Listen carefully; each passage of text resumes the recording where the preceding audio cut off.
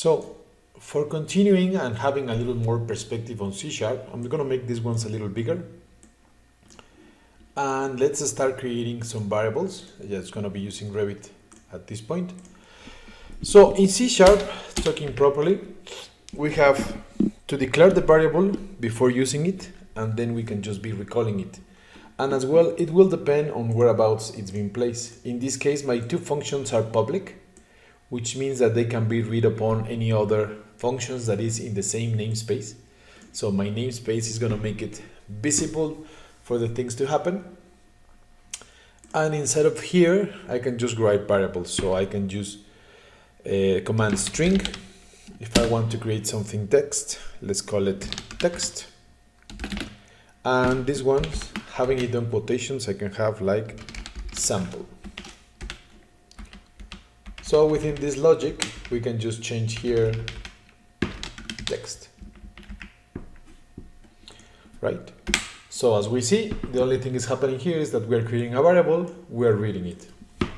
Let's add other types of variables, such as double. We can say like number, specifically 3.45. As you can notice, it's not having quotations. Then we can also have an integer, like 3.45. I mean, it needs to be called like integer number. It's going to be 4, so that it can be called. And then it wouldn't be complemented if we do not have at least some basic functions to make it that one be interchangeable, or at least we can just start Googling like how do we split it, how do we change it. So I'm not going to go too deep into that one, but let's say if we have something like this, that it's something we will need a lot. String, that it's been connected like type 1, separated, type 2, separated, type 3, separated. Yeah, it needs to be called as multiple types.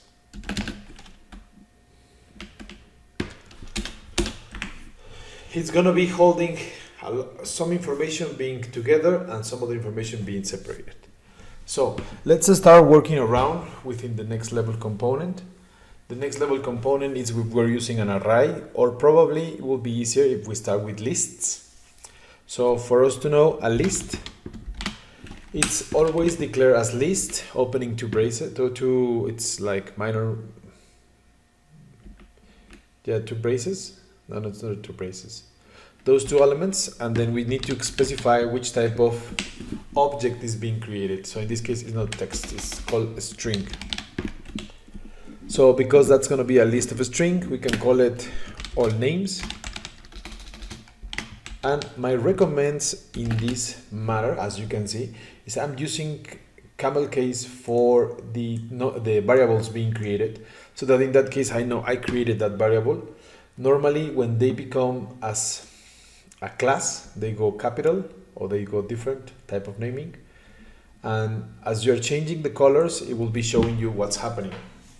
So since our list is something much more added within values, we can do it two types. We can just call it as a new list of a string, open function, which will create that those names can be added. So if we want to add it, function for adding it is all names dot add. I mean, it's already telling me which one is the correct one. And I can add the text, since the text is a string. All names, I can add the multiple types. Something very useful that may be needed is that if I want to change or save these numbers as an object inside of it, I can call all names dot add. Then since number, you can see, since number is not the same class, it's showing me an error that says like you cannot convert from double to string. So if you want to do it, we can use the toString function. that should change number to string. And as well, if we do all names.add, we can also change integer number to string. Final result, we can ask, instead of show, we can ask all names. I think, all names, it's already a collection of the string, so it's not properly coded. So we need to separate it. But what we can do is we can start a little working around functions so that we get a little heated. And commonly known upon these ones, the basic one we're going to be using is for each. For each is going to be helpful for reading elements that are already on our function. So I can call for each string. I need to declare it S in all names. You can see how the IntelliSense is already giving me the ones I want to follow. I can put here message box. Instead of all names, I'm just going to put the S. So it's going to be showing S, S, S, S for each part of the process. And then I wanted to call it back here. You can also call it back on this spot. And within that one, we're using list, for each, add, and 3 basic types of creation: string, double, and integer. We can go for a build. Just check that everything is in order. Yeah, succeeded. Then we can just go back to Revit, add in manager. If we want to debug, we can run it first. This sample, type 3.45, 4. If we want to debug it, we can also do it.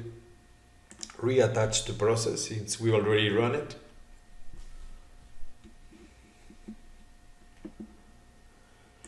We go back to Revit, run it. It's showing me here all names have 4 counts that are the 4 values I'm getting. Value 0, sample 1, 2, and 3 before happening the first interaction. When it goes, it's showing me sample, that it's the value of S. I can also tackle any type of variable, and it will also show me here which is the variables that I have. I mean, mostly the latest ones, not all of them, but it's helpful because in that way I can prove my hypothesis if those are working properly. Then I can do connect, the second variable, continue, third variable, continue, fourth variable, continue, and that's it. Function is already ended. So let's keep building functions, and then we can go a little more deeper within the things we can create with the Revit API and C#.